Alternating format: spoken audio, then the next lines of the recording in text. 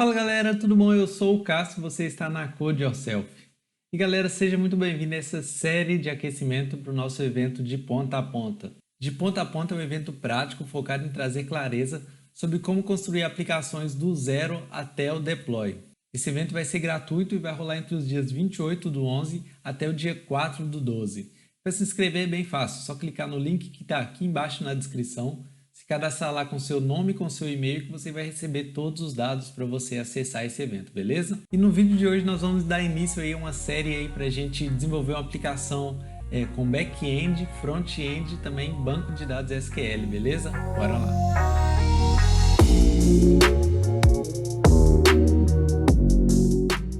Então é isso, galera, hoje a gente vai criar aqui uma aplicação, tá? Na verdade, duas aplicações. Então a gente vai criar o back-end aqui utilizando o novo ASP.NET Core 6. Também a gente vai utilizar o Angular, dessa vez versão 13, tá? E aí a gente vai trabalhar aí com base de dados SQL Server, utilizando o Entity Framework, tá? O Entity Framework Core. A gente vai fazer também a parte de autenticação ali, criando ali um perfil ali de usuário, tá? E também trabalhar ali com tokens, tá? O famoso JWT. Então vai ter bastante coisa aí nesses vídeos. Acompanhe aí com a gente, beleza? Então, a primeira coisa que a gente vai fazer, vamos criar aqui a nossa aplicação back-end, tá? Então, essa aplicação aqui não vai ser com Rails ou uma aplicação onde a gente vai construir ali tudo junto. A gente vai utilizar aquele padrão de APIs, uma aplicação, né, para construir as nossas APIs, para ser o nosso back-end, e uma outra aplicação que vai ser o back-end que a gente vai trabalhar com o Angular, tá? Isso de forma separada. Vamos começar aqui criando o nosso projeto. Eu já estou aqui até com o Visual Studio aberto para criar o nosso primeiro projeto aqui. Então já tem aqui pré-selecionada a opção de ASP.NET Core Web API. Fazer aqui um Next. Vou colocar aqui o nome de Products, que vai ser o tema dessa nossa aplicaçãozinha aqui. Vou fazer aqui um Next. Na verdade, vou colocar aqui no nome do nosso projeto um ponto API, mas vou tirar isso aqui da solution, apesar que não vai fazer diferença, a gente só vai utilizar mesmo um projeto só. Vou deixar aqui o .NET 6, vou deixar aqui também utilizando os controllers. Dessa vez a gente não vai utilizar os minimal APIs, beleza? Vou fazer um create e só aguardar aqui acabar de construir a aplicação. Ok, ele abriu aqui em outra janela, deixa eu trazer para cá. Então beleza, a nossa aplicação está criada. Primeira coisa que eu vou fazer vai ser vir aqui na nossa solution. Já vou fazer o seguinte, já vou excluir esses controllers, né? E essa model que já vem aqui criada por default para as nossas APIs. Vou apagar aqui então essa model. Esse controller aqui também a gente não vai usar, então já posso simplesmente apagar aqui só para a gente dar uma limpada no nosso projeto, né? Beleza, posso fechar isso aqui também. Ok, então agora a primeira coisa que a gente vai fazer vai ser recriar esse modelo, que vai ser de produtos, obviamente, como o nome próprio já diz, da aplicação, e também criar o nosso novo controller, né? Primeira coisa que eu vou fazer vai ser adicionar aqui uma pasta, que eu vou chamar ela de models, tá? Então aqui que a gente vai criar as nossas models. Já vou aqui adicionar uma nova class. Ela vai se chamar Product. Vou dar um pouco de zoom aqui.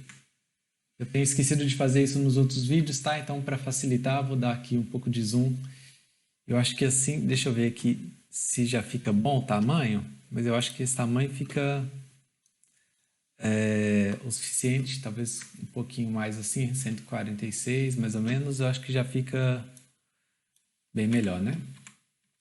Beleza, vamos começar a criar aqui algumas propriedades para o nosso product. Então aqui vai ter um ID, um string name, beleza? Aqui depois era um decimal, que vai chamar price. Depois a gente tinha aqui um product category, que seria Cria o nome de category, vai ser a categoria desse produto, tá? E essa categoria, eu vou criar aqui para ela, então, um public enum. Vai ser um enumerador que vai ter essas categorias, tá? Então, a gente vai criar aqui product category. E a gente vai colocar aqui, por exemplo, comida, food. Verdade, ó. Vou já até pegar todos esses aqui.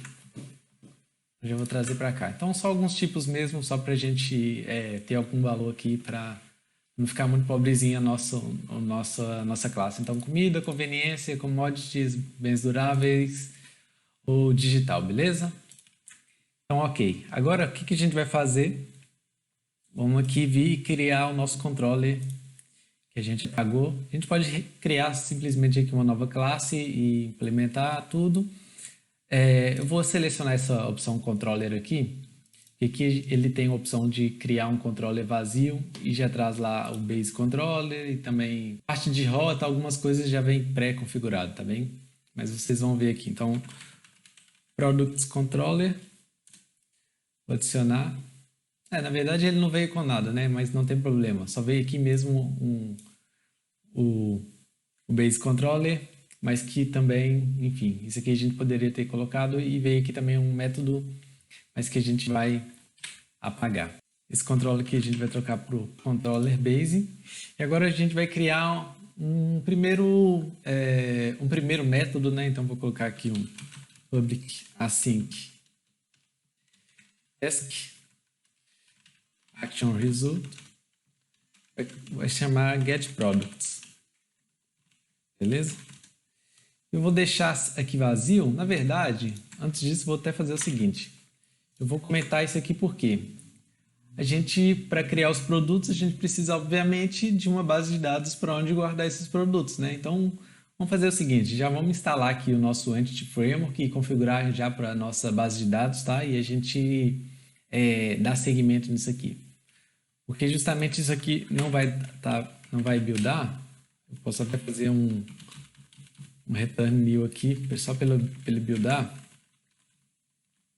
Porque senão quando a gente for fazer, aplicar lá as migrations, ele tem que estar buildando. Então vamos lá. Vamos vir aqui na nossa solution, tá? Então vou vir aqui nos pacotes e vir aqui nos nuggets e vou procurar aqui direto por SQL Server. Eu já sei que ele vai trazer aqui o nosso Entity Framework. Eu vou selecionar esse aqui para ele instalar aqui o Entity Framework core.sql Server. Ok, esse aqui já instalou. Eu posso simplesmente só pesquisar por EF também. Ele já vai achar. Eu quero instalar esse cara aqui.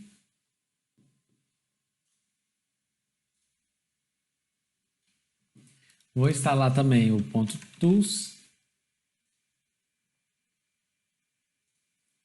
Que é esse aqui, que ele justamente, se você pode observar aqui, ele serve para a gente rodar os comandos de adicionar migration, update database, que vai criar de fato a nossa base de dados ou aplicar essas migrations na base de dados, tá? Só lembrando que esse método ele chama code first, né? Onde a gente cria lá o nosso contexto, mapeia para uma base de dados, cria as classes com as propriedades e ele pega isso e mapeia tudo para uma base de dados, que nesse caso vai ser o SQL Server.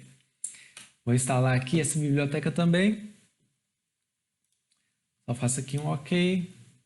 E já está OK, prontinho. Aqui dá para ver que ele já está instalado. Agora então a gente vai fazer o seguinte, ó.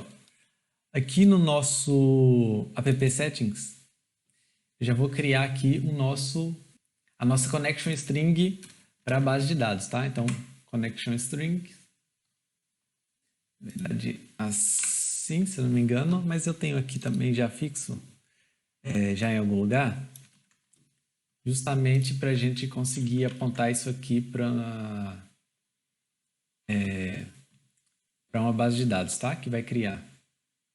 Então, aqui tem apontando para o meu SQL Server local, então localDB, Microsoft SQL Server, localDB, beleza. Aqui o nome da base de dados, eu posso passar aqui. Enfim, aqui umas outras configurações você pode utilizar dessa forma que está aqui, ok? Então, beleza. Posso fechar isso aqui. E agora a gente vai fazer o seguinte, vamos criar o nosso contexto, né, que é o que faz essa conexão aí, que faz essa ligação do Entity Framework com a nossa base de dados, tá? Vou criar aqui então uma nova pasta. Vou chamar ela de data. E aqui dentro já vou adicionar uma classe. E ela vai se chamar Products Context. Beleza? Aqui eu posso já herdar de dbContext. Vou fazer aqui Ctrl ponto para ele adicionar a referência para o nosso Entity Framework. Vou criar aqui já um construtor. Se eu não me engano aqui eu tenho que passar o dbContext Options. Dessa forma. Aqui dentro eu passo o nome já desse contexto aqui. Aqui Options. E aqui embaixo eu vou fazer o seguinte, exatamente isso que está aqui. Tá? Então eu vou chamar o nosso construtor base. Não sei se por aqui eu consigo já ver ele. Exatamente, esse aqui, tá? Então esse aqui é o dbContext que eu estou herdando. E eu vou chamar esse método base aqui. Passando, obviamente, o nosso options. Agora, a gente precisa sobrescrever um método aqui também desse do dbContext. Tá? Então, já vou colar esse método aqui, que ele faz o seguinte. É esse onConfiguring aqui. Ele basicamente vai passar o mapeamento do nosso appsettings.json para a gente utilizar o SQL Server buscando a nossa connection string lá, tá? Então aqui a gente vai dizer para ele usar o SQL Server utilizando aqui o nosso configuration.getConnectionString. E se você reparar, esse server connection aqui é justamente o nome que eu criei aqui na nossa connection string. Então, beleza. Isso aqui talvez você já saiba, eu já fiz outros vídeos também explicando isso. O próprio vídeo falando sobre criar uma aplicação utilizando o .NET 5, que eu fiz já até há mais de um ano, também faz isso. E não tem muito segredo se você já trabalhou com Entity Framework antes. Agora a gente precisa fazer o seguinte, ó. A gente vai vir aqui na nossa Solution Explorer e a gente precisa passar essa configuração aqui lá no nosso programa também, tá? Deixa eu só limpar aqui esses comentários, que isso incomoda um pouco a legibilidade, pelo menos eu acho, tá?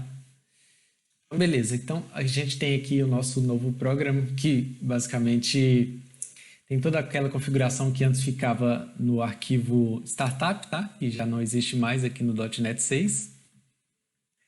E agora a gente vai também nos serviços passar aqui a nossa base de dados, tá? Então, essa configuração do Entity Framework. Então, eu vou fazer build.services.add-dbcontext. Aqui dentro eu vou justamente passar o nome do nosso contexto. Então, eu vou escrever aqui product context. Na verdade, é products. Fazer um Ctrl ponto aqui para ele adicionar aqui o using, justamente. E aqui, entre parênteses,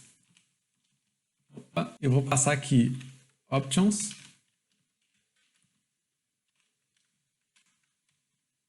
Ponto use SQL Server. Faço um Ctrl ponto aqui, ele vai adicionar aqui o nosso using também. Aqui entre parênteses, mesma coisa, tá? Então a gente vai passar aqui a nossa connection string. E aqui, para a gente conseguir buscar essa nossa connection string, tá? Lembrando que a gente não tem aqui o configuration, igual a gente tinha no antigo configure services, ou configure, não lembro qual era exatamente o método que ficava lá no startup, mas a gente pode fazer o seguinte, ó. A gente pode vir aqui nesse builder, ponto configuration, então aqui a gente já tem o nosso... por aqui a gente já consegue acessar o nosso app settings, tá? Então aqui ponto get connection string e aqui dentro o nome da nossa connection string, deixa eu pegar ela que está bem aqui. Entre aspas, eu vou passar isso aqui. E é só. Como tá com zoom aqui, eu vou quebrar um pouco isso aqui, só para ele ficar mais legível para a gente, tá? Então, vou fazer aqui o seguinte. Isso mesmo, vou deixar assim só para não ficar lá até o fim, beleza? Antes agora de eu rodar essa migration, deixa eu só apagar aqui uma base de dados que eu já tenho com esse nome aqui, que eu criei, tá? Então, esse ProductsDB aqui, então eu já tenho uma base de dados com esse nome, eu vou só apagar ela aqui. Então, estou conectando aqui no meu SQL Server, vou vir aqui em Databases, então vou apagar essa base de dados aqui, beleza? Só porque aí a gente vê ele criando outro. Então aqui só tem uma base de dados, tá? Que é essa aqui. Agora a gente vai voltar lá no nosso contexto, aqui, e eu preciso adicionar aqui o nosso DB7 para aquele modelo que eu criei, né? Que é o nosso Products. Então aqui eu vou criar um DB7, e aqui dentro eu vou passar o nosso Product, isso. Outro ponto aqui para ele não tá achando, eu criei aqui como Products, mas aqui na verdade é sem S. Deixa eu renomear aqui a classe, ó, dou um F2, já colo, pronto. Agora sim eu posso fazer um Ctrl ponto que ele vai adicionar e o nome sim vai ser Products, tá? Para ele criar na tabela com S. E aqui agora a gente faz o seguinte, ó. A gente vai rodar lá as migrations. Vou abrir aqui um console. Vou escrever aqui add-migrations. E aqui eu posso passar entre aspas, ou acho que talvez nem precisa. E eu vou colocar aqui initial migrations. E vou dar enter. Se não me engano aqui é sem S. Exatamente. Então, como eu disse, ó, ele builda a nossa aplicação, então deixei lá já os controllers comentados. Aqui ele cria um protótipo do que ele vai fazer no banco de dados, tá? Então, o nome que é o nosso modelo, e aqui as colunas, e aqui para ele reverter o que a gente fez nas migrations, tá? Depois talvez eu faça um vídeo explicando melhor sobre essas migrations. Ou melhor, eu vou fazer um vídeo explicando sobre o Entity Framework por si só, tá? Porque ele sozinho já dá um vídeo, e eu acho que nenhum vídeo dá para cobrir tudo que dá para fazer com o Entity Framework, ele tem bastante features. Uma vez que você criou aqui a sua migration, tá? Ele mesmo já disse, se você quiser desfazer isso, você pode utilizar o remove migration. Mas para você aplicar isso aqui no seu banco de dados, você precisa rodar o comando update -database, tá? Então, eu vou executar aqui. Ele vai buildar de novo a aplicação. Tá dando aqui uns warnings falando que minha string eu não defini o tamanho, também o meu decimal não defini. Então ele vai criar lá com o tamanho default lá no banco de dados, tá? Então agora, ó, vou vir aqui no nosso banco de dados, vou dar um refresh. Não mostrou aqui, deixa eu ver se ele criou certinho ou se deu erro. Aparentemente criou certinho sim, então deve estar aqui. Deixa eu fazer um new query aqui. ProductsDB. Então ele criou sim, só não tá mostrando aqui mesmo. Pronto, aqui está desconectado. Então deixa eu conectar de novo. Agora sim, beleza. Então posso até fazer aqui uma query se eu quiser. Select asterisk from products, tá? Então ele já vai sugerir aqui, obviamente, que a nossa tabela está vazia. E só lembrando aqui, esse category aqui, ele mapeou isso como um inteiro, tá? Então, lá no nosso enum, deixa eu ver aqui, no nosso enum ele tem esse valor aqui que é um texto, né? Não é uma string, mas tem aqui o valor inteiro, então ele converte para inteiro. Mas eu posso depois adicionar para ele colocar esse texto aqui em vez do inteiro, tá? Que eu acho que é algo que fica bem mais sugestivo no banco de dados. Agora que a gente já fez toda essa parte aqui de banco de dados, Vamos voltar aqui para o nosso controller, então vou apagar tudo isso aqui. E aqui a gente vai fazer o seguinte, como a gente já injetou lá aqui no nosso programa, isso aqui ele permite a gente conseguir injetar o nosso contexto, tá? Dentro do nosso controller, tá? Então eu posso fazer aqui agora o seguinte, private read only, e aqui eu vou colocar product context, vou chamar ele de context, vou adicionar aqui o using, e eu posso, ó, aqui no construtor, justamente passar ele aqui, tá? Sem eu precisar instanciar esse contexto aqui manualmente. Então, aqui eu vou criar sem o underline. E eu vou dizer que esse contexto que eu recebi em parâmetro, eu vou jogar aqui para essa propriedade aqui da nossa classe, tá? E agora eu vou fazer aqui, ó, returns context.products, na verdade return ok, tá? Para ele mapear para o nosso método, para o HTTP 200, tá? Então eu posso fazer basicamente isso aqui. Na verdade, até eu posso fazer um toList async aqui.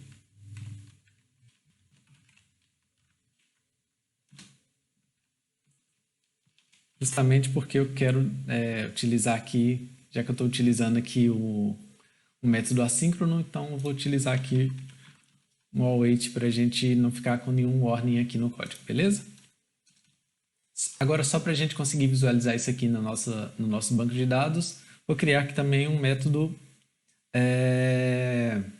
post, né? Deixa eu dizer que isso aqui é um HTTP GET. E agora eu vou criar um HTTP post. Então, eu vou public async task action result. Então, eu vou colocar aqui um create product.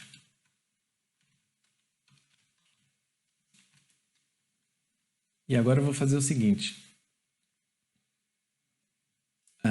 Vou passar aqui dentro, obviamente, o nosso product, tá? Então, vou criar aqui, vou trazer aqui o nosso modelo, vou adicionar aqui o using, e a gente vai fazer o seguinte, underline context.products.addProduct, ele já sugeriu aqui pra gente. Agora eu tenho que salvar isso aqui, então save changes async. Para isso eu tenho que fazer aqui um await, deixa eu colocar esse aqui também como async e adicionar o await aqui também.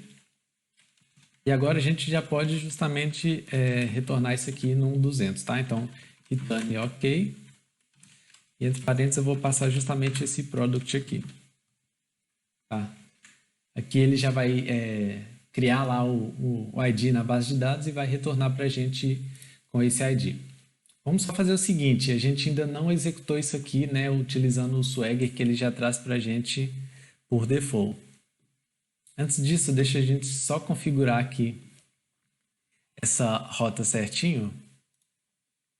Então aqui, ó, vou fazer o seguinte, ó, vou colocar aqui em cima isso aqui, para ele pegar a rota e mapear sempre para API barra o nome do controller, que nesse caso é um controller products.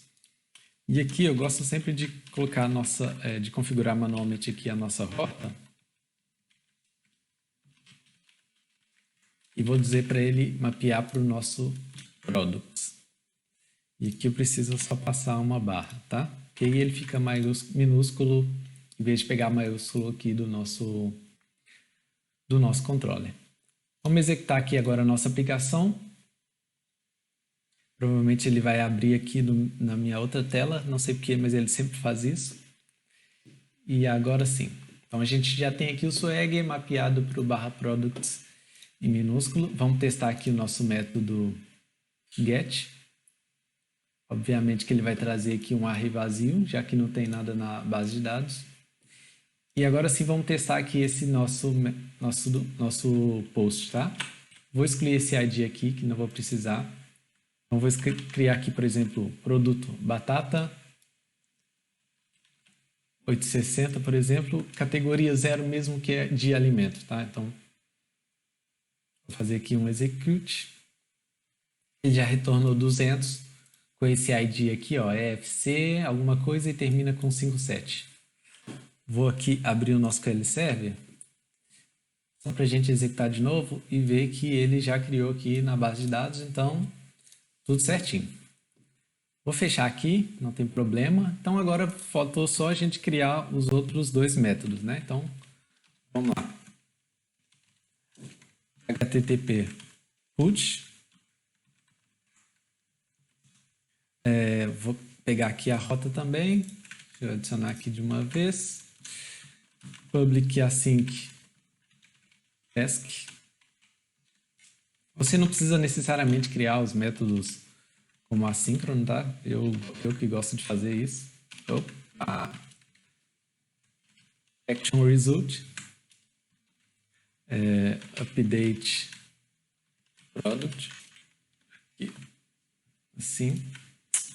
E aqui eu vou passar o nosso produto também, tá? Então, deixa eu copiar isso aqui para cá.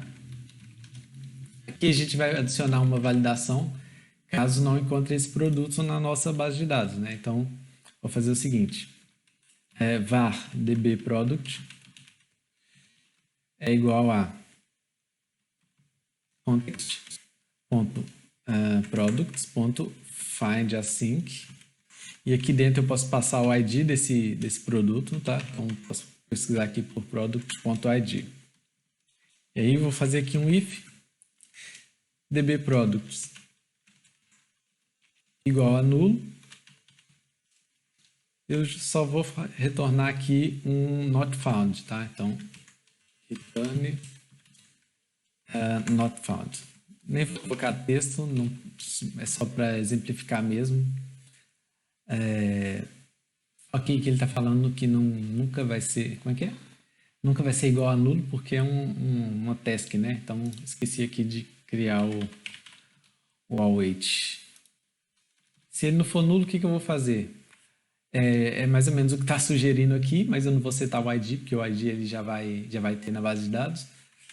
Mas eu vou fazer o seguinte, eu vou dizer que o nosso name é igual a product.name, dbProduct.price é igual a product.price e dbCategory, dbProduct.category é igual a product.category. Tá? Isso aqui já é o suficiente e agora a gente só vai fazer um context.saveChanges. Async também. Adiciono aqui um await e a gente pode também retornar aqui um ok, tá? Por último, a gente vai criar aqui agora o nosso método delete. Então, http delete. Vou passar aqui isso aqui. Na verdade, eu posso só simplesmente duplicar esse método aqui, porque eu vou usar também essa validação. Só que aqui, em vez de passar o produto por completo, eu posso passar só o ID dele. Tá? Então, aqui eu pesquiso ele justamente só pelo ID, para verificar se ele está na base de dados. Se não estiver, ou melhor, se estiver, vou fazer aqui um context.products.remove. E aí eu passo esse produto aqui. Beleza? E aqui nesse caso não é um método assíncrono. E aqui eu posso devolver só um no content. Tá? Não preciso retornar 200. Pode retornar se você quiser, sei lá, fazer assim, por exemplo, ó. Faço aqui um new, não é um new, success, igual a true, por exemplo, tá? E aí posso fazer até um message igual a vazio, por exemplo, tá? Se você, mas aí eu só usaria isso aqui se você for usar esse padrão também lá nas outras APIs, tá? E aqui, por exemplo, ó, quando a gente vai retornar um OK, o que que eu gosto de fazer, assim, já fiz algumas vezes, tá? Então aqui, success é true, e aqui, quando eu vou retornar o produto, eu faço o seguinte, ó, data é igual, tá? Então, posso fazer dessa forma. Mas, por enquanto, não vai ser necessário. Então, vou deixar lá do jeito que estava, deixa eu desfazer isso aqui, que já é o suficiente. Então, com esse no content aqui. Vamos executar para a gente testar lá via Swagger, tá? Então, a nossa aplicação. E aqui, gente, ó, eu testo sempre aqui via Swagger porque a nossa API já traz essa facilidade de eu nem precisar instalar isso, tá? Antigamente, a gente, quando ia criar uma aplicação, a gente tinha que fazer essa configuração manualmente, mas o pessoal lá do ASP.NET, a equipe do ASP.NET já trouxe isso implementado no nosso... nessa aplicação default, que é quando a gente acaba de criar, né? Esqueci como é o nome disso. Mas como ele já traz isso, então a gente já não precisa configurar, então é útil, tá? Então, mas se você quiser testar isso, por exemplo, utilizando um Postman, também serve, tá? Isso aqui é só uma facilidade e eu acho que nem só facilidade, acaba por ser bastante útil até como documentação, tá? Então, você pode utilizar isso até nas suas aplicações reais, tá? Serve como documentação para você, ou se você quer passar isso, por exemplo, para o seu desenvolvedor front-end ou para o seu desenvolvedor mobile, depois que você termina de construir essa sua aplicação web, a sua API, e passar para ele desenvolver, que é bem simples para eles entenderem o que cada método recebe como parâmetro e o que tem como resultado também. Então vamos lá, trouxe aqui no nosso get nosso produto só para a gente atualizar ele aqui na BD, tá? Aqui vou trocar para cenoura. Não sei se é mais caro ou mais barato, mas vou colocar mais barato.